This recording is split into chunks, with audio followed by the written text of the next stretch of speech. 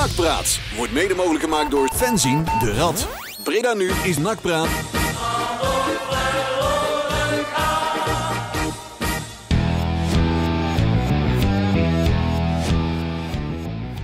Well, good evening. It's now evening, still light outside, but welcome to a special podcast of NACpraat Radio, NACpraat Radio. And we're talking Englands now because we've got a special guest. We're in the podcast right now with four people, four attendees. Wilbert Weterings of the volunteer of the NAC Museum. The regular host of NACpraat Radio, Jury van Hout. Me, myself, and I, Leon Dekkers, and our special guest, Ronny Goodlass. Ronny, welcome. Thank you very much, Leon. Lovely to be here. Always good to be talking to NAC supporters and about NAC. Maybe not the best of time for them, which we'll get on to. But hopefully everything will come back to be good for, NAC again. Sure we will. How's the weather out there where you're at right now? Very unusual. It's very sunny. So, I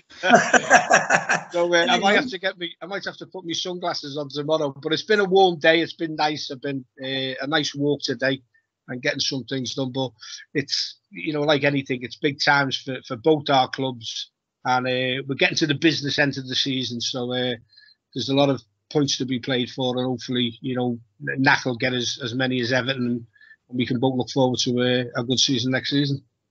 You're now at Liverpool or what, somewhere in England? Well, we don't say that word. Being an Evertonian. Yes, I live there, and it's as I say, I enjoyed my time. The different clubs I've played at, but being home and being with your friends and family, it's always good. And again, it's I do Everton games for the radio, so it keeps me sort of out the house, which is good. And it's good to see again, ex-professionals who have played against, and obviously, doing things like this. My podcast, the Goodness, the Bad, and the Ugly, is out, so it's nice, as I say, to do different things, talking about supporters who are passionate about the game. It's not all the so-called, like in England, the so-called Big Six. I mean, supporters are fanatical about their club, and again, you don't get many better than the NAC supporters. I mean, many good games we've had, many good victories, and the Cordial used to absolutely get battered by everybody, mostly the players when we've had a win. So it's always good to get back there. You're very well known at NAC Breda. Everybody, I think it's a good idea, Wilbert, being a volunteer of the NAC Museum and our statistician. Maybe it's good to introduce Ronny to our listeners and viewers who are not so acquainted with the name Ronny Goodlass. Can you please explain? Well, Ronny Goodlass, he joined NAC in the autumn of 1977. The season had already started, actually, the summer in October when Ronny joined. And he had been noticed by the then NAC trainer on a campaign abroad in the pre-season, training session. And Ronny was there with Everton, and he had been noticed by the then NAC trainer, Hans Doyer. And he was very charmed by Ronny. So early on in the season, NAC wasn't doing so well, and we were looking for fortification, a real strong person. So they came up with Ronny, and the story how we actually came to NAC Breda with the flight, it is hilarious. It's in the book. Best story, very good story, but maybe Ronny can shortly tell it himself. Yeah, but Ronny ended up playing almost two seasons for NAC. So he left in 1979 for ADO Den Haag. So I think he made a very good impression here. He was very well liked for his technical skill, but also his typically British let's go for it mentality. And people liked him. He was a public favorite, I think. Mm-hmm. Really going, that attitude is very appealing in Breda, and that was it made it popular. That's what they are well known for. Well, Ronnie, you've been looking at what's been happening at Breda, obviously, because you're very enthusiastic to tell what you've been observing. What's happening in Breda? Not only what's happening when we're standing on the table, but city takeover and some scary stuff. Well, it is, Leon, and it's when you say scary, it's happened in England, with Newcastle. It's happened, Manchester City. You've done it with Portsmouth, not so good. They went down 2 leagues when Russian money got put in there. And I could go through most clubs. I mean, it's okay having money, but the investments and supporters in the community are always thought of second best. And that's what you've got to step back and say, look, this is a community football club. And it's the heartbeat for me of any city. Even if you're not so big, meaning towns, sort of going off what NAC is. When I first moved over, I played against MSV Dausberg, who were very, very good team in Germany. And we actually beat them 3-2. And the supporters were shouting, sign Goodlass, sign. And when I got back in the boardroom, the board are there, and I came over to have a look at that, but the passion was there for me. And it's similar to what I say about England. England are very, very passionate, and, you'll see tackles flying in and everything. And that could be off the lady in the tea room. They loved the football, they loved the club. And that was, as I say, the first thing with NAC and the people and the way they wanted to play football. And Hans Doye, again, where we ended up with a team from Betters Kuas and Martin Fries and come. And I always remember with Addy Brouwers. Addy Brouwers, really good friend of mine and a real, NAC legend for me. Lovely man. And the amount of people from PSV who we played and different ones said, NAC have got one of the best strike forces in the league. Now, that's great. So it's great on the eye. We'd win games. I remember I scored the winner against Feyenoord, which is a big game. But he was fighting. It was a bit like England. There was crowd trouble. We had to stop the game for maybe 10 minutes. Then we come back out again. And then we played. And obviously I scored the second goal. So we won. So it was fantastic. But it's that, give everything for the cause from players and supporters. It's a coming together. And that's what has always impressed me. I always follow NAC results. That's why, jokingly and a bit tongue-in-cheek, they're in the first division, obviously, and he should be in the Eredivisie. Yeah. When I played there, and against top clubs and go for it. So it's something, as I say, I want change as well as you do. But obviously the Man City situation, it's just be very careful what you wish for. I think it's 11 clubs worldwide. NAC would be maybe the 12th, be getting owned.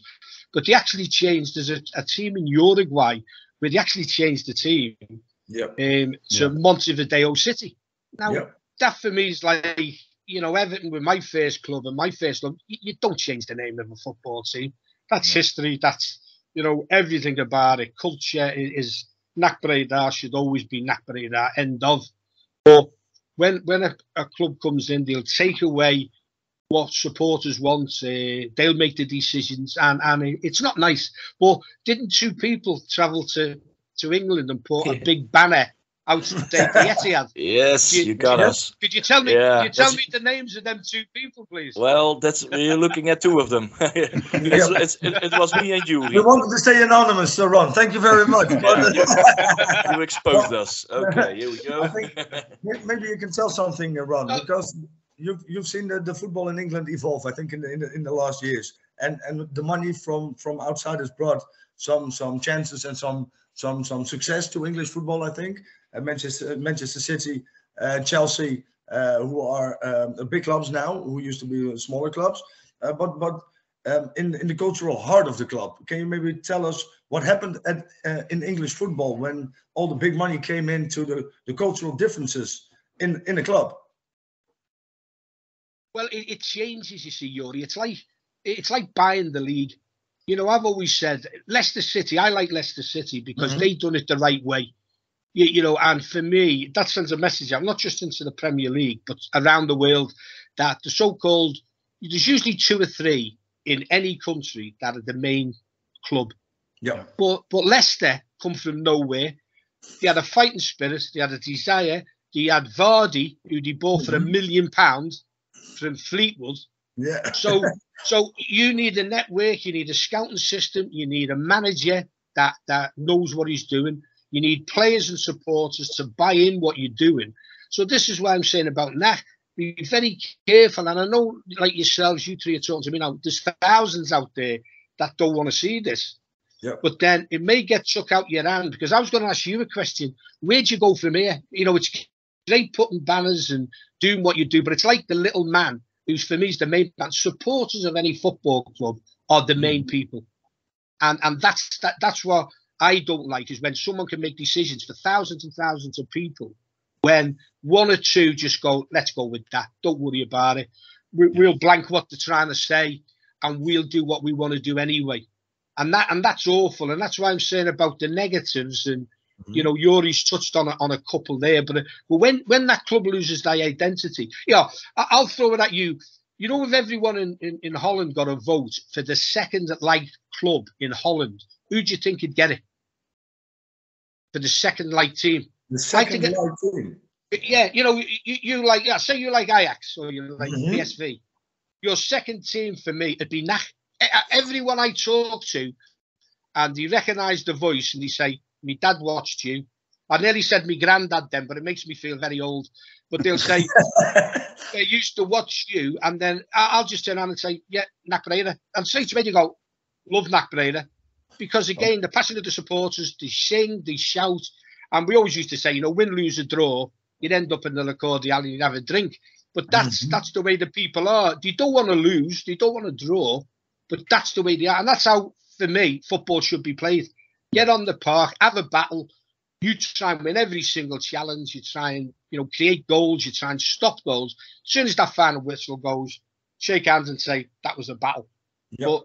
But the more where, you know, money is taken over, the heart's going out the game. And that, for me, is a worrying sign. And as I say from that, you know, when would the final decision be made, or is there ongoing discussions that's happening?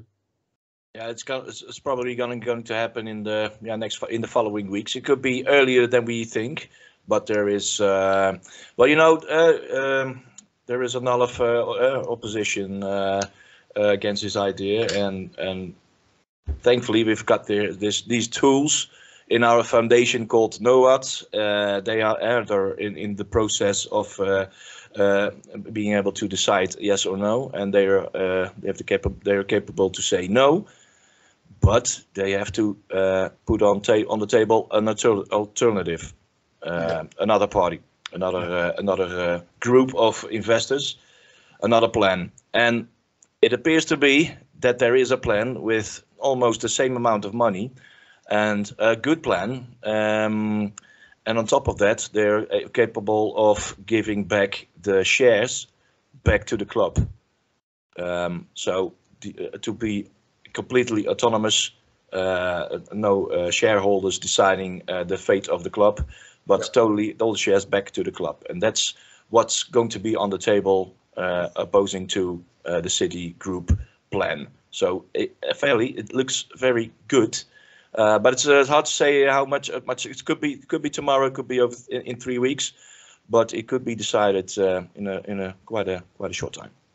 But you sort of look at longer term, you know, with players. I mean, City take over. They'll take, you know, they'll cherry pick the best players. Other players they can sell. So NAC for me can stagnate. It's okay for City, but it's not good for NAC. Yep. You know, I've just mentioned again, I'd love NAC to be back in the early division. But if someone turns around and says that Wilbert Vetterings is a great player, we'll have him next week, and you think he scored 20 odd goals for NAC, he's going to get us promoted. It doesn't mean a thing. It's pounds, shillings, and pence again, or in your case, euro, because we're out of Brexit now. Which we won't go on about our government. We've got a fella in charge with our government. Oh my. But that's the problem, and I think again they'll always think of themselves, City. You know, it's like a business, and you know, football clubs again should have a heart and a soul. And I think once, decisions are taken out of people's hands and it's people, say, at the top and really, might never have been to NAC. You sort of make decisions about a town and a club that's been there for over 100 years. And, everyone, as I say, loves it. It's a tradition, everything about the place. But it's just something, again, which is worrying. And this is why, discussing it with you, other people who think, oh, this billionaire's going to come in and this, I think it goes down the wrong road. And again, if you can't, sort of get back, into that sort of early division where you want to be, things have got to be done. So it's, I think it's sad, to be honest. I really do. I think Manchester City only got a chance because the process of selling the shares has been an absolute disgrace, Ronny. It's been absolutely a disgrace. The people who are involved, on the pitch we're not a high flyer right now, but the people who are involved in the process of selling the shares, they're absolute clowns and amateurs. It's bizarre the things are what is taking place right now here. And Boris Johnson's doing it? Well, compared to these clowns, Boris Johnson is a very capable prime minister. No, he would have done a better job. Yeah. But the thing with it, Yuri, again, NAC. I always look where on my Twitter I get things where NAC supporters follow me, and I'll do. Now, when you say about the cards going, you get 19,000 almost every single week, if not every week. Absolutely fantastic. Now, besides, wouldn't it be fantastic in the early division? This is in the first division. And then all the tickets go for the away games, everyone. And it's lovely to see, again, as a family club, where ladies and kids go, which I love. That's the big thing about Breda, is that everyone wants their team to do well, from an old person to a young person. It's NAC, and the big thing, again, that I think that'll be slowly losing it. And then people like yourselves, which should never be the case, is you start making a decision. This big boy comes to town with his 6 guns on his hips and you'll do what I say and do. And you just think, that's not the NAC I know and want. Yeah. I want to get back. And we know money, again, for me, is ruining the game. I really do. I think it's too much where you don't care what happens. And this Super League will come back again, which is disgraceful.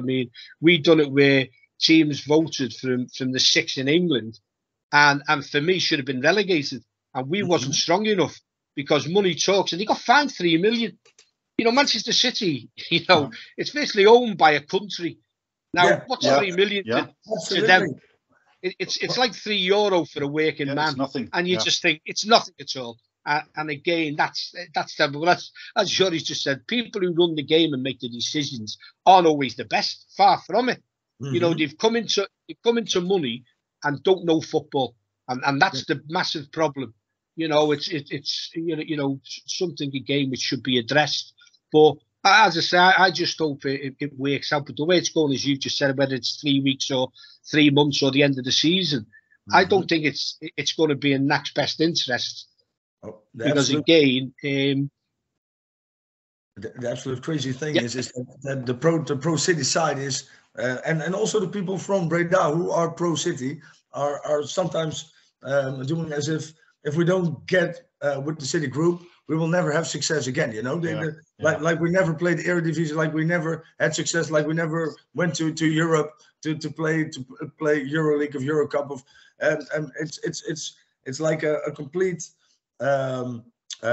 Armageddon scenario. When we don't sign with City, we're going to be Sunday amateurs. We have to play on Tuesday afternoon against the local peasant team because we don't have money. We're still a football club with a rich history, and we can still promote to the Eredivisie. Maybe not this year, but maybe in the next years. But is that also a way you recognize from England that's a tactic or a strategy they use to influence the public opinion?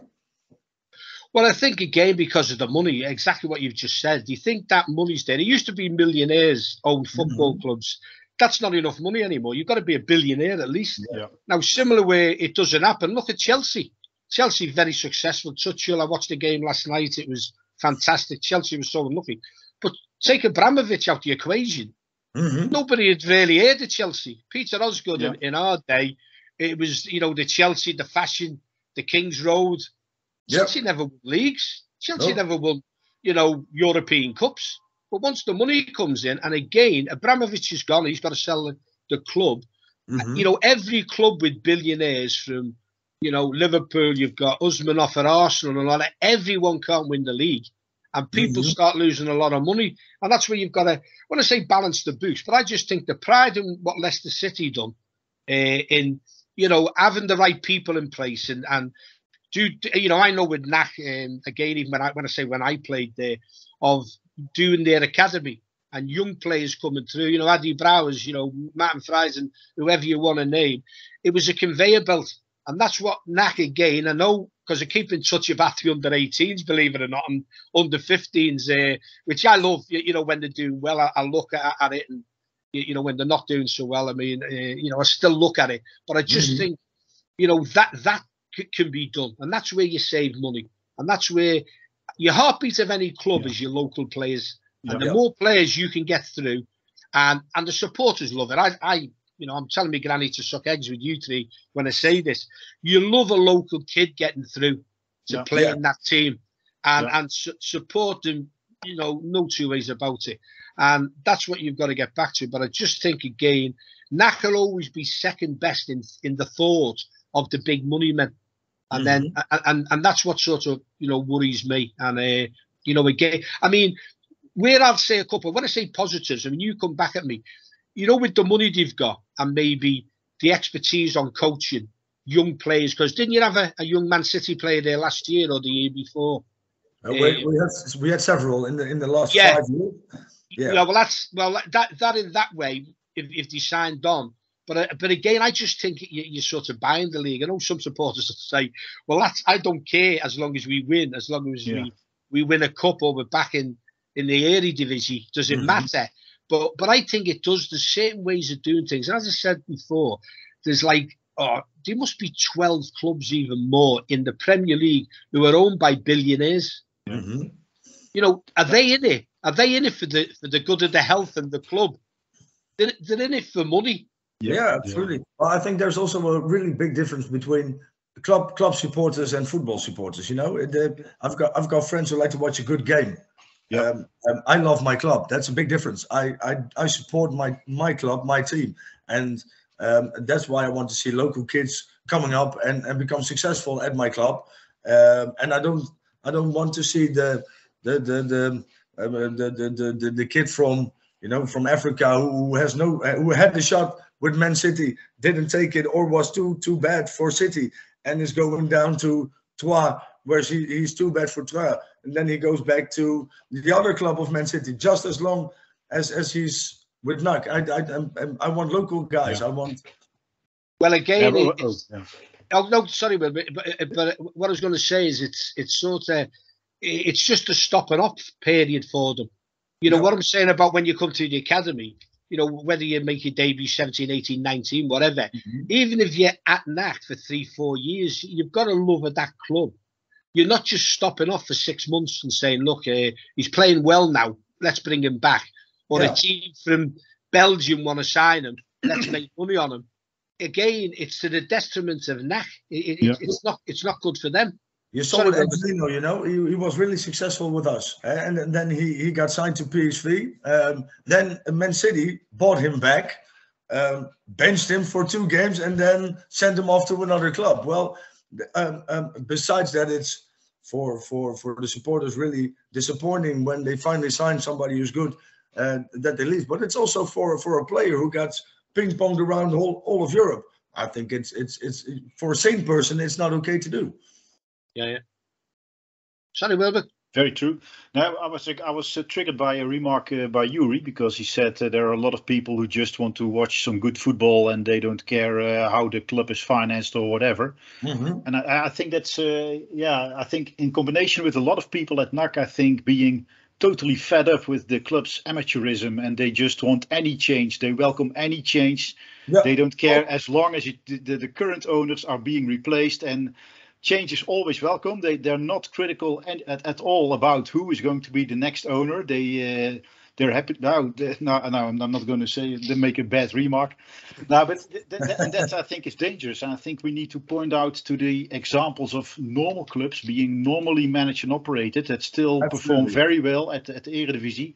There are plenty of examples like Sparta or Go Ahead Eagles or whatever, and they just perform very nicely. And yeah, as long as you have the good people in the right place and enough.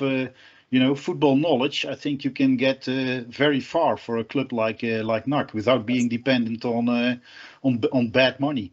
Well, I'll just mention this about a team that's just played us, Crystal Palace. Mm-hmm. Now, we've spent in the last 6 years since Mashiri's been at Everton over £500 million, and I don't think the team now is better than when he took over. Mm-hmm. Now. Money doesn't mean everything. Now, Crystal Palace for me is a project. You've got Vieira there now. They had a fellow called Roy Hodgson, who was an organiser, ex-England manager, but not a flamboyant team. Now, Vieira's gone in there, and within 8 months, he's totally changed the club mentality. He's totally changed how they play. They're exciting. They're youthful. Mm-hmm. They've got a lad called Elise from. Now, again, it might be a lot of money. In Holland, but in England, it's buttons. They signed him for 15 million. Everybody wants him. And we lost in the quarter-final of the FA Cup a few weeks back, 4-0. And what a good side. Now, it can be done. You don't need hundreds of millions of pounds. Yep. Exactly what you've just said, Wilbert, is people in place who know what they're doing. If you've got money, pass it on to football people. And again, have a structure, have a project, and say, this is the way we're going to go forward. And again, I wish I was over there. 5 years ago or whatever, NAC should have done that. I think they've got a lot of good kids. I mean, it's always a club, as I say, that gets kids coming through. But you need people in management and in board level to listen to supporters and know what they're talking about and how you want to take it forward. Well, the problem with our club is that we used to joke around that there's something in the paint in the offices, because every time there's a same capable person who walks into the building to become a manager at NAC Breda, within a few months he's starting to do crazy things. He started to go one flew over the cuckoo's nest on us. It's absolutely bizarre. I think what it is, Yuri, it's too much Jägermeister. Yeah, well, maybe it's so. Maybe there's something in the beer over there. Maybe it's the Heineken beer. No, but again, being serious about it, when you stand back and you really analyse it, it's like a joke. I was joking before about Boris Johnson. He's awful. He's absolutely awful. I could go on for hours about him, talking sort of badly about him, so negative because he's poor. But similar at a football club, surely at board level, someone, which again, I always say, don't be a yes man. If you see something wrong, say it. But you get a lot, don't want to say it, don't want to rock the boat, just nod the head because they get two, 3 tickets to go to the game and maybe a meal. And you start saying, look, this is not good enough. This is how we've got to do it. And that's the way I'd go forward. This is how I'd get the supporters involved. Why don't they have a supporters group where you can go, not every board meeting, but go to a board meeting and say, well, look, why did this happen? What happened there? And actually put forward your points of view. Now, if there's nothing, and again, I don't want to get liable here off lawyers, but if there's nothing sort of underhanded what's going on, well, say it and just turn around and say, well, this is how we're going to forward. We couldn't do that because of X, Y, Z, but I tell you what, it won't happen again, and this is what we're going to do. And as I say, you get 19,000, you get a full house every time you play at home. So the fan base is there, and it can get even better. But it's just, as I say, people have got to start listening. And there's a lot where I go through, as I say, for you to travel there shows you the passion that you've got. And again, there's a lot of people in the same boat and, representing them. But as I say, it needs to be said and it needs to be action done.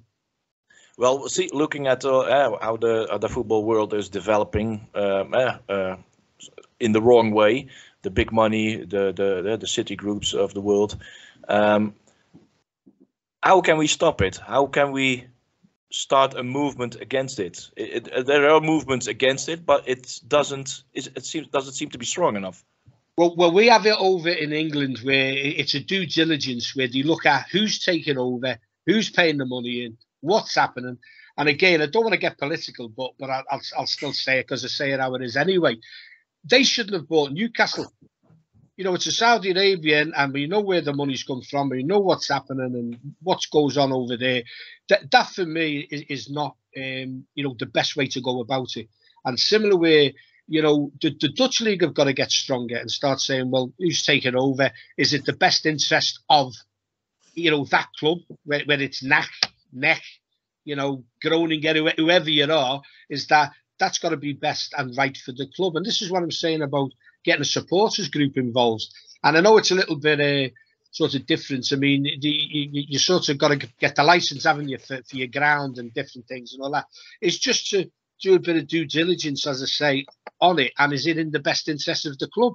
And I think you mentioned it before, Leon, is over. You can say no. You know, you don't have to say, yeah, here's big bucks, and you just go, yeah, and it's Man City. And I think half the time, people want to be associated with a big club and a big name. And Man City obviously can win the Champions League. So the little old so-called, in brackets, NACpraat, the little club, they should be delighted to be took over by Man City. Yeah. Why? You know, you turn around and look at them and say, you know, you've got a club called Man City. Do what you want to do and leave us alone and let's get on with it. Yeah. And that's where it should, for me, you know, that's the way it should go. If I had the money, Leon, I'd buy NAC myself. We trust you. We trust you with all the shares. Yeah. If we could do a few walks and raise a few. Don't be surprised if we hang a banner on your house, Mr. Goodlass. Once in a while. Yeah, but you know, there's countries like all the football associations can do a lot. What you see in Germany, they weaponize with rules like there has to be 50% plus one has to be owned by supporters, the club itself, and in that way, so it protects them from investors from abroad with wrong intentions. Some countries, football associations like the KNVB in the Netherlands are a bit too late. Like now we see that City is doing it. I think there's a big difference. No. Go ahead. Yuri? Yeah, I think there's a small difference between the Netherlands and Germany, because almost every German club is backed by a real stable, big local sponsor. You got Wolfsburg with VW and some other clubs, but big pharmaceutical companies or software companies. They're locally based, really successful, really rich companies who own the other shares, and because it's so stable, you don't have to have the defense from the supporters. It's good that it is there, but I think it's not really necessary. In the Netherlands, it should be necessary that there should be some ruling about the ownership of a club, because or else we're prey. We're just simple prey for every dollar they're spent in football. Yeah, we're hoping. Yeah. No, I was going to say it's similar where it is at Everton, where the majority shareholder is Mr. Machiri, and he doesn't own the 100%, but he's the majority shareholder, and now he's bought more shares. I think it's about 74% now, which obviously is nearly there. But I think what Leon said about Germany is ideal, is to have the supporters can have the final say, shall we say. And again, if you're in it for the wrong reasons over football, I mean, it's like now where, you can come into the Premier League, buy a club, and the money is billions and billions of pounds. I mean, it's incredible. That's why, teams don't want to go and get relegated. It's a big thing now with Newcastle. Obviously, they'll stay up, I think, no problem. And then next season, you watch them spend the money. But they've got that. But I don't think it's great for the club. You've got Burnley. Burnley have been in with Sean Dyche for I think it's 11 years now, 12 years. Yep. There's only 60,000 in Burnley population. Yep. Now they're competing with all the so-called, again, massive clubs, but billionaire clubs. Yeah. And, it gets harder and harder and harder. And what I love about the FA Cup, again, and sort of the little teams, so-called, sort of beating the bigger teams, it's great, because again it just gives a little bit of, when you dream about winning things or going on a good cup run or getting promoted. It's still there, but I just think it takes away that excitement. But I think the German model of the 51%, I mean, the KNVB needs to look at that, or something similar where, massive deals like this, doesn't happen to the good enough, I think, in the long run. Yeah. Is there also a correlation in England between the takeover of a club and the season price tickets, the season ticket price? Well, not just because of COVID. Everton, I think, have done it for the last 8-9 years. Have frozen the ticket prices. Everton's was one of the lowest, which is fantastic. So it's affordable for kids. They have a season card where you can get your kids in with the parents, which is great. Which I mentioned before about getting families involved and all that. But once the big money men take over, you just want corporate. You want someone to buy a box. Yeah. You want someone to buy, a table of 10, and then you want to put the price up. We've got a 5-star restaurant now. I mean, what's wrong with what's wrong with frikandel and bitterballs and nasi pankang and all that? You sort of look at that, and again, what you really want a football club for? To go and watch the football and have banter with the lads and a pint before and after the game, or do you want to sit and have a big 3-course meal with people who don't really want to be there and don't want to watch that game? But the company have said, you're going because we've bought a box, so you've got to go and watch. Well, we call it the prawn sandwich brigade over here, where, again, there's no atmosphere because some of them have never been a match in their life or they've only been to a few games. You've got to give it back again to proper supporters who want to, cheer for the team and want to get involved in making it better for the club. Yeah, we call it. We make a difference between football supporters and football consumers. Yeah, the tourists. Yeah. That's how we say. Well, I used to work with a company who had a few business boxes around the Netherlands, and we were obliged, and everybody told us, you have to go. Take your customers. You have to go and watch NAC Heracles or something. I don't want to do, but I had to because my company bought the seats, so I had to take my customers to that game. And that's one thing I really fear here at our club, is that there are going to be a lot more people of that kind as well, to the big and the supporters that we all are, I think. Well, again, you get people watching, which might be from the pop world. You might have film stars. You just got Reynolds, who's just took over Wrexham. Wrexham are in. There's different tiers in England. You have the Premier League, and then you have first, second, and third, and then you have the Conference League, which Wrexham are in. He bought that for $2.5 million. The club. Now he's a Hollywood actor. His friends took over as well, 2 of them. Now, next season, as Night Forest Day, they're going to invest. They're going to get promoted. Now, is it a whim? Is it like, oh, if there's a little club there, I think I'll buy that, and they treat it like a toy. So it's similar with NAC. It's not. The first question I'd ask is it the best interest of NAC, and are you going to take our heritage and history away from us and call it? I fancy calling it. You change NAC and call it Breda City. You go, whoa, what's that about? But it's happened, I mentioned before. And different things start creeping in when something like that. We're very looking forward to that moment that we are able to reject the City Group deal, the NOAD Foundation, as it's called. They have the golden share with where they can reject the offer. And we can put the other plan on the table. They're not used to this opposition. How do you think internationally there will be reactions when they're not used to be rejected by clubs? They always choose clubs who are lying on their back, almost bankrupt, with no real solid club culture or fan culture. They don't experience any resistance at all, and now they do, and they will be rejected for, I guess, the first time ever. Yeah, but this is where you've done well. You had coverage in England, and because Man City is from my area, it's called the northwest of England.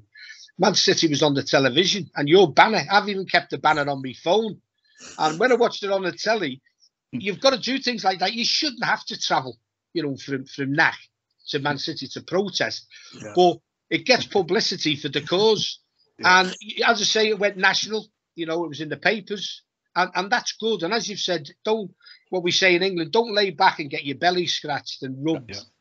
Fight for it, and that's the thing. That's all you can do, and I really do. I hope it goes your way. But it's similar where it's too easy just to accept the money and say, yeah, we'll go with it, and then further down the line you'll regret it and say, do you know what, we should have stepped back there and left that. And it's like with it happens not just in England with the Premier League and the Championship. You've got big teams in the Championship who want to get out and play in the Premier League. A lot of money involved. But similar where it's sort of all the time, don't sell out to the pound, or in your case the euro, because it doesn't always, it's not best for the club. And I think, again, it's great that you're fighting, it's great that you're putting your point of view across, and I just hope as I say, it goes well for you, and you have the knack, well, that I want as well, not just yourselves. Yeah, I think we would do wisely if we not just only point out against City, but we really should stress the positive thing that a local initiative can be very viable and very successful. Point out all those other clubs in other countries and in the Holland that are successful without a billionaire being funding the club, and that you still have your own identity and you can be successful with the right people. And I think we really should stress that. And that can be very successful in our own right, and we don't have any. I think that should be the main message: be to convince people that will welcome any change, to go for the local initiative, and not just protest City, but point out our strength, that we can do it with the yes we can mentality, and if we simply put the right people in the right place, we can do this on our own. Absolutely, because people are what you say, Will, but sick and tired of the amateurism of the people, the managers of NACpraat. For the last 5 to 10 years, it's been crazy. What have happened with our club, and we went down the drain, and sometimes it's unrecognizable what happens at the club, and I think that's why you're a prey for groups like City. But we have to point out that there are other alternatives, and that. Everybody should contribute to that, because also the people who are pro-City maybe have some viable points why City should take over, but maybe we can use those points in a local initiative to help our club become a better club. But the problem is the people who are pro-City don't speak up. We invited a few for our podcast, and they don't want to go. They don't want to speak in public. Well, that's something. But again, use Everton example. Over $500 million, and we're sort of fourth from bottom, fighting relegation. We beat Manchester United, last week, which was a great result for us. But it doesn't guarantee your success. No. And in similar way, it'll always, NAC will always be second best in any thought that City are going to make a decision. NAC will be, let's think of NAC first, they think of City first, and what's best for them. And again, it's money, that speaks, and it's wrong. It shouldn't be that way. Let's hope that we can provide with this plan how we do stuff here, and hope it falls out well. That it can mean a turning point for other clubs to show this is how important it is to keep that golden chair to yourself, and this is how you can turn things around. Join forces with local initiatives, and you really can put that on all shoulders and lift up that club to make it a better performing club. That's true. I'm very, very annoyed also with the term in general, modern football, modernizing football, because that's what the City Group sells it like. And modern implies that it's good, and it's not always good. The success of the beauty of a football club isn't measured by the amount of trophies that are stacked up in the cabinet or whatever. It's more than that. It's much more than that. But it is, Leon, and again, it's to other advertisers. Once City take over, you'll have advertisers coming in, you'll have different ones competing, And again, it's secondary to everything. And you've got to go along with it. You don't know about ticket prices because you're watching City now. Do the season ticket cards go up? Do the tickets, per game go up? Do they think, well, instead of having children here, just let's have adults? And, they can cut back on a lot of things. And again, it takes away a lot what is the heartbeat, as I say, of NAC and any club worth the salt. You should be for the supporters. And NAC's been there over 100 years. Where's City been? Going back to before, City had all their money. Manchester City were okay.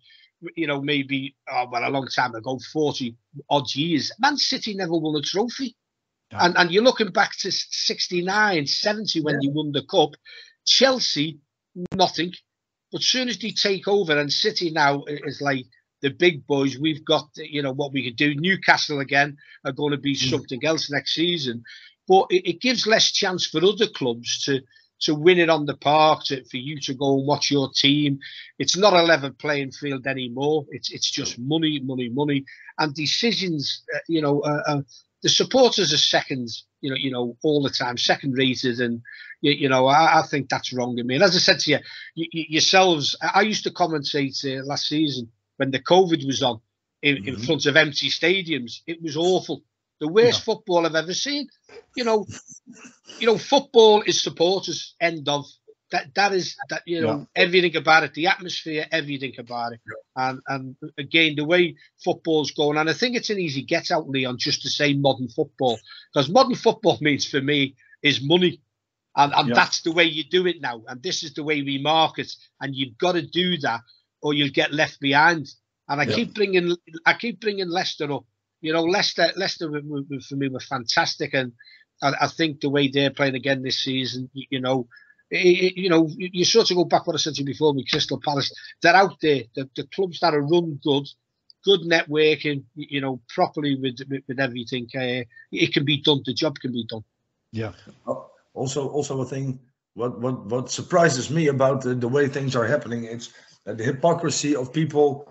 Who have their mouth full about human rights, about equality, LGBTQ, all the things. The Premier League clubs who are standing with a rainbow flag on the pitch, respect, while their owners throw gay people off a building because they don't like them. It's been completely bizarre that in every country, if you say a word on television that's not right, you get cancelled for life.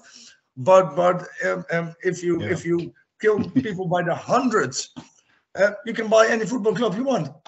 It's absolutely totally, it's crazy. Totally agree with you, Yuri. We've said this, but similar to the way you're trying to get your voice louder than the ones who make the decisions. Going back to the Premier League, they should have said thank you, but no thank you. And they're in place now, so it's going to be hard, obviously, to get them out because they'd have to change the rules. But exactly what you've just said, it's like turning a blind eye. Saudi's okay. There's no problem there. And as you've just said, you've said 5 things there with human rights issues. And even Qatar, I'll throw Qatar in there. How's the World Cup being held in Qatar? Disgraceful. But because of money, they changed the league. Our league's going to, it ends, be similar. But all the leagues have got to do it their way. And Qatar, they've got a fantastic history in football, haven't they? We're about to see. and then straight away, they're holding the World Cup there. Oh, do me a favour. It's honestly, it gets me mad because, again, they're just turning a blind eye again to the pound, shillings and pence or what they get dealt in. I'm not looking forward to the World Cup, to be honest. I couldn't care less. But I care about human beings and things that happen. And again, wrong decision. It's a total wrong decision. And going back to what you said about, England, we should do. As I say, really, it was a no-no for me. But again, the powers that be have passed it. But, for me, they should regret that. They should hang their heads in shame, to be honest. Yeah, well said. I think we're kind of disappointing that you don't remember the famous clash about Al Bahib against Al Wahati at the Qatari final of 1973. Mr. Goodlass. I thought you were a football fan. I think I was watching an under 8 game. Yeah. I think they'd have beat the pair of them. Yeah. Well said, well said. Looking at the time right now, we've been on it on this subject for about 40 minutes now, but there's some stuff we don't want to leave unmentioned. First of all, you're coming to Breda pretty soon, are you? I am, Leon. I'm looking forward to it. I've got I hope my legs can last out, but I'm doing it for me charity, Health Through Sport, and I'm walking from Den Haag to NAC Breda, which is fantastic. And, you know, even now, I mean, Wilbert's been fantastic. He's helped us superbly. NAC, I'm thanking, obviously, in the programme. They're putting something in for the OS game, which I'll be going to. Hopefully, I'm not lying on a stretch yet. I'll be there, sitting there, having maybe a pills or something. But it's good about, to say, to raise funds for, you know, for our charity, and again, it's over 4 days. I think it's 128 kilometres. So, hotel wise and everything, fantastic. Again, this will be in the programme. We've got a Just Giving page, which hopefully, you know, it should be right by tomorrow, and I can send it to you. And I appreciate, you know, anything off the supporters. I said about, you know, it's really appreciated, and I know the way sort of people come out, and it's lovely. You know, that the support and from, as I say, Den Haag, Everton are getting involved, and also Breda, you know, 3 of me 3 ex-clubs. But I always had great times there. I really did. And the people were wonderful. And again, it's going to be great to see them. And it's something which, you know, I want to try and get sort of Breda involved, because we do mental health issues. And I, you know, obviously have to be away for badges and all that. And I'm the assessor, the tutor for level 1, level 2 to get their football coaching badges. But I want to get someone in Breda with a similar group where we can invite you to England and then, you know, play a game, show you around, you know, sort of Merseyside, Everton and different places, take you to Cavern Club where the Beatles used to sing and things like that. But mental health, especially with the COVID, is terrible. I mean, I think everyone has been affected, obviously, with COVID. You know, 2 of my children, I've got 4 children, 2 of them had it. And it's not nice, but with mental health issues, everyone needs help. And it's similar now where hopefully we're coming out the right end now and we can sort of push on and kick on. But I'm looking forward to it. And as I say, you know, as many supporters as I can see, it'll be fantastic. And I'll be your lucky charm, because I've never seen NAC lose, you know. I've played in a few teams, but when I come over, you either win or draw. And it was even with, I came over before COVID. I think it was 2, it must be 3 years.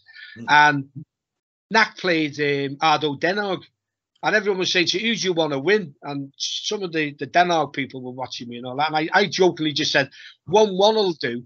And you actually drew 1-1.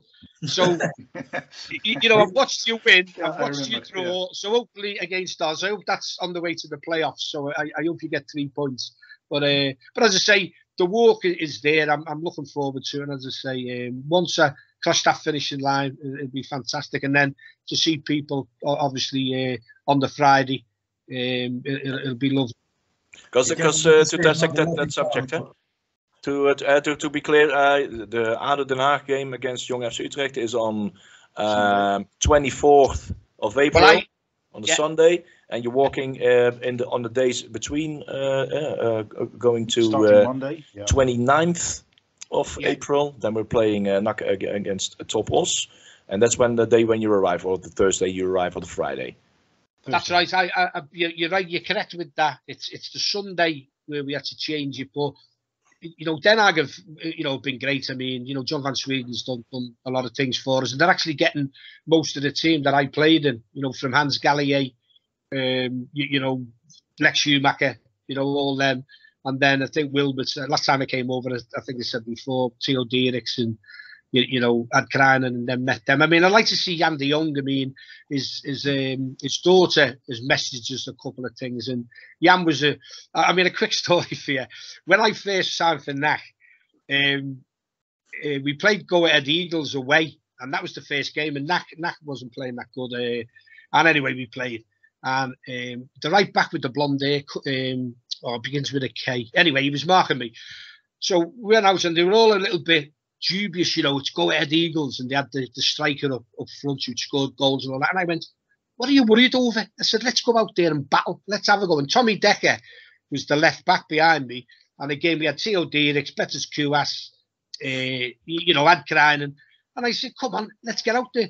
So at half time, we're winning. And I come in, but I kicked off on Jan de Jong. You know, Jan's a big guy. And I'm going, and I won't swear on the podcast. I said in French, grab hold of the F and ball. I said, what are you punching it for? I said, grab it. So me and him had a bit of an argument. And I'm like, Jan's bigger than me, and I'll go against anybody. But anyway, I'm shouting and I'm saying, get hold of it. I said, it takes the pressure off the back four. What are you effing doing? So next minute, you know, Jan, the size of me, went, Ronny, just calm down. So Hans Doye comes over and goes, Ronny, you know, trying to calm me down. He said, this is how we do it in Holland. And I said, well, we don't, swear word, in England. Anyway, I'll cut it short. We went out and we won 2-1. And we came in the dressing room and everyone's, hey, Goodlass, you know, Ronny, blah, blah, blah. And Tommy Decker went at half time anyway, Jimmy Johnson, because, you know, I was a dribbler and all that. You know, little Jimmy Johnson, go on YouTube with Celtic, fantastic player. So at the end of it, my nickname for a few weeks then was Tiger, because I was, you know, I was slide tackling on the pitch. I came in, I had to go. And then at the final whistle, it was all forgot about, which I was saying before about it. You know, you do things on the pitch, fight for the cause. Then in the dressing room, obviously everything's forgot. Jan's been a great friend ever since. I mean, okay. When we say two football cultures clashed, that was one of the days. It really manifested. Ronny, you already mentioned some things that your foundation does. You're the founder of the foundation Health Through Sports. You mentioned some mental health subjects. What they do? What's the foundation all about? Well, again, we help anyone, Leon. We used to, you know, when I first started off in 2005, the charity, we used to help vulnerable and disadvantaged children, you know, where they've been took away from the parents, or they can't afford the parents to pay to go to the game. You know, it's free, obviously. And I used to take them places. We used to have 80 kids, and it was just, you know, fantastic to see. They loved it. And I started putting sort of summer camps on to take the pressure off the parents again, if they can't afford it. But a health and well-being for the kids, you know, get yourself fit, keep off drugs, you know, don't smoke, try and be good in school. You know, we've all been there. You can't all do it, but, you know, this is the way in life to try and do things. Then it got more popular and it got a little bit older. So there was teenagers then. And then it ended up where sort of we were getting, you know, men there over 50, which have been in prison, have come out of prison. We used to do something with the probation service, which again, they used to come along every Friday. I'd take the coaching, I'd you know, we'd have a cup of coffee with them, having something to eat, just to make them feel sort of wanted, because some come out of prison, or, you know, you might have had a death in the family, or you've been divorced, or you've lost your job, or, you know, different things sort of trigger different things in people. And we were there to help them. And again, it's just gone from strength to strength. I mean, you know, people have ended up friends of mine now. I get messages off them, you know, I'm married now, I've got a job, I've got that, which is lovely. You know, that's what we're there for. It's not to win prizes and get awards. It's just to say, we're here for you. If we can help you, you know, it's there for you. But it's nice, as I say, to do things. And then when I sort of 12 and 14, we brought 2 teams over, which again, NAC were great. I mean, Sparta Rotterdam, I knew somebody at Sparta Rotterdam, and we ended up playing on their pitch. But I brought 12 and 14s to NAC. So the next minute, we're on the pitch at the back, Beatrixstraat, not on the pitch, but on the training pitch. So we were there, really big crowd, NAC supporters, you know, Goodlass, you know, shouting over. And I was saying, hello, lovely to see you. And I'd done an interview. I got something in the programme, which was lovely. And then, you know, kids from Liverpool want to win. You know, we want to win the game. And again, I mean, we've laughed about it since. Martin Fries, and I didn't know this, but we beat NAC's team 5-0. And again, you know, I'm not doing it, But one kid went down and he got tackled, and they were all shouting at me, going, Goodlass, what team have you brought here? so jokingly, I just shouted over, a winning team. But the next tackle was between one player and another player, and again, he was crying, the NAC child. And I said, oh no, it was a good tackle, but again, I think it was just, he'd lost the ball and they were getting beat. So one of the NAC who I know just walked past and he said, you've got a good team here on. I said, oh, these are all from broken homes, or people who have had, kids who have had sorts of problems. And he said, the kid on the floor who's crying. I went, no, who's that? You Martin Freisen's lad. So I nearly swore then in Dutch, but I went, and then I looked at him and went, oh, so anyway, we've talked about it since then. But again, it's just to, for kids again, and adults, to lead a healthier life, and again, for we can help you, you're out in any way, but you can get qualifications as well. But it'd be lovely, again, some of these have never been out the country, and that's what I want to get sort of, Breda involved. If we can get something where maybe someone's never come to England, they've never been to Liverpool, they've never, I don't know, sort of mix with people and whatever. So I want to try, after all this is finished, to try and link up with, I've sort of mentioned it to Wilbert before. It'd be lovely if we could get something going there, that way. And, it's like your communication skills. Everything now is, even people driving the car have got their head down. You look at them and you think, what's going on there?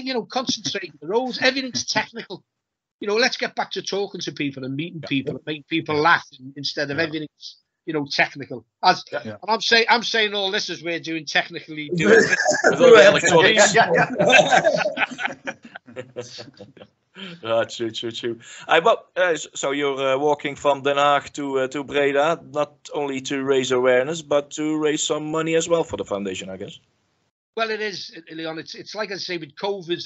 I put dinners on. We have a golf day, and things like this. Is funds to keep projects going, and we want to do more. And as I say, it's from where we're going, sort of Rotterdam, and then the hotels are sorted, which is lovely. And then again, it's we're putting the Just Giving page up, as I say, where people can donate. And as I say, anything, €1 will do me if that's what you can afford. But as I say, I want to get people involved, and it's similar with doing this podcast. It's getting in touch with other people. Different views, and again trying to help each other. It's coming together, and it's lovely. I mentioned it to Wilbert a while ago, and is it the third time Wilbert it was sort of cancelled with the COVID? You had to call it. We started it years ago. This plan. But you were like the newsman in Breda, giving me information. There's a lockdown. There's a lockdown in Holland. The stadiums are empty. Yeah. Lockdown in Holland. Yeah. So, this is go for it, and we're going for it. And again, it's been fantastic, as I say. Wilbert and everyone's going for it. NAC have been great. Den Haag have been superb, and it's nice. And again, it's something, as I say, we can raise funds. That'll be, absolutely fantastic. And the Just Giving page should be up and running tomorrow, which obviously I appreciate it if you put it out there, and people can make a donation. It'll be fabulous. Yeah, we will. When as soon as the information arrives, we will. Go all propaganda certain modus. Yeah, cool. Do you think if Man City take over, I'll ask for £1 million off them? Yeah. We'll put them against the wall. Yeah. I think they just say, Ronnie, but I'd say that to them and say, no, you can't buy me. Not for sale. Great. Looking at the time right now, we're almost touching the hour round. And that's how we do the podcast always. But other things you have left unmentioned, you really want to put on the table? Well, I was going to say over the book. You've got one there, haven't you? Yeah. And again, I'll sign. But it's sort of for me as a boy, and my first love. That's called Blue Nose. That's what they call Evertonians, Blue Nose, and. That's the badge where I'm standing in front of. That's the tower, the Prince Rupert Tower, which is on our badge. And it's from when I was a child and growing up through, family, supporting Everton, and then obviously my career. And then, you know, Wilbur said about the play, and I won't spoil it for people who've divided boot, but coming to NAC, and there is funny stories. I mean, you know, my dad came over, and the first home game, we beat Go Ahead the Eagles, and then my first home game was against Telstar. And again, I walked in, and again, I was a bit confident in my ability, but being from Liverpool, I used to put it out there. So we got a free kick. When you've got Addy Browers, where, you know, eventually, you know, he played for the Orange and fabulous player, you know, lovely man. He's there. And they're all around the ball. And I just went, I'll take this.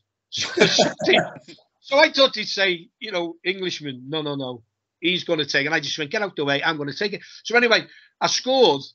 And, you know, I think one of the photos was sent. I think Wilbert's got it. But I've got it where I'm waving to the Beatrix end where the supporters used to congregate. And then the next one, we get another free kick. So I said to Andy Browse, I'm going to take it. I said, but I'm not going to hit it. I'll chip it over the wall. And then Addy looked at me if I had two heads. I went, I'll do that. I said, you just run round the wall and I'll chip it over the wall. So the ball there, Addy runs, I'm going to walk, and they're going to think I'm going to hit it again. And I chipped it over the wall. And Addy volleyed it in. And he scored the goal. So Goodlass, the little Englishman who's just come over, has scored from a free kick. So, you know, I looked at them and they all went, Ronnie takes the free kicks, let him get over it. But then after, you know, there's little things like that. And the carnival, I mean, I could write, I'm thinking of writing another book, but people, you know, have a read of that. Please do. But the carnival for me, I left a few stories out and I'm going to put it in the next one. So funny. And the carnival was fantastic. I mean, I went over and I said, I'm looking forward to the game on Saturday. He said, Ronnie, we're not playing anybody. So I said, why? So he said, the carnival. I said, the carnival. I said, who has the carnival? And you don't play the football match. So he went, no, it's a tradition. He told me about it. He said, for 4 days, we closed the whole city down. People go out eating and drinking. Nobody cooks. I said, they go out for 4 days eating and drinking. So next minute he went, yeah. So, you know, I went, I'll have a bit of that. Yeah. So next minute, I phoned me dad. Me dad and my brother came over. Best carnival ever. I mean, what a day. If I could get a picture, I'll try and send you it. You know, when you've got to get dressed up and all that. But we joined them. But my dad actually said to me, you're going to enjoy it here, son. And I turned around to my dad and I went, I think I am, Dad, aren't I? It's, you know, that's you know, that's what it's all about, isn't it? Life as well as football. We like a bit of carnival, we can tell you. Yeah. We went 6 days this year. 6 days. Oh, 6 days. So 4 days is so old-fashioned. Yeah. So I missed the next 2 days now. So I'll get it in my diary for next year. I'll have to 4 days is so 70s. That's so 70s. Now we have to play on Friday as well. So the way they dress, I've still got my 70s gear. So I'll look at it. Oh, great. Now, well, looking forward to that story. Yeah. I really am. Looking at the time right now, we're gonna broadcast this in the weekend, I guess. So it's at least we have something to enjoy on the next Saturday when we have the game at Almere City. I don't think it's going to be good news there. So we're looking forward. Are they top? Yeah, they're coming up. They're performing very well. They're first in the we call it the periode, titel periode. Yeah. They're on top there. So they're on the fly right now. So we're gearing up for that. Almere kind of looks like a bowling alley in East Germany in the 70s. That's the way Almere looks. Yeah. But is there any chance of getting in the playoffs? Is there still something to play for? Because there's a big sort of gap below. But it's just you need to go on a run, don't you? An unbeaten run. Yeah, that's basically it. Yeah. There are, I think, the first 14 places of the second league play playoffs. So it's you really do you have to do your best not to play playoffs in the Netherlands in the second division, because you got the young teams who will be taken out because they can't promote. And we have 2 people who promote directly now and 2 teams who relegate directly. So you have to be, I think, in the first 12 places or something to play playoffs. So I think we're gonna make it. Oh, that's good. That's good. Yep. Well, that's another story, but I hope Man City haven't took over by then. Yeah. Well, they won't. Say no, thank you. But lads, it's been great. I mean, you know, we could do another one. That's no problem. But as I said to Wilbert, it's lovely to get your points of view. Obviously, I hope the situation is a lot better for what we want. And again, just keep us informed. And as I say, success for the rest of the season. But you know, I'll see you. You know, in a week or two. Yep. You know, it'll be few beers at the end, and you know, we'll have a few laughs and jokes again. Yeah, wonderful. Love to be meeting up. Well, we'll be stopping the recording and we'll chat a while longer, I guess. So, okay. Thank you so much. Thank you so much for having us, and it was a real enjoyment. And hope to see you soon. Thanks, Ronnie.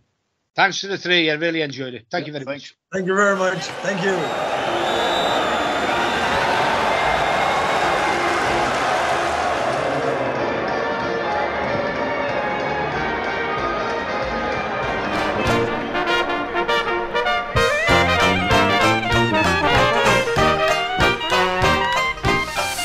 NACpraat wordt mede mogelijk gemaakt door fanzine de Rad.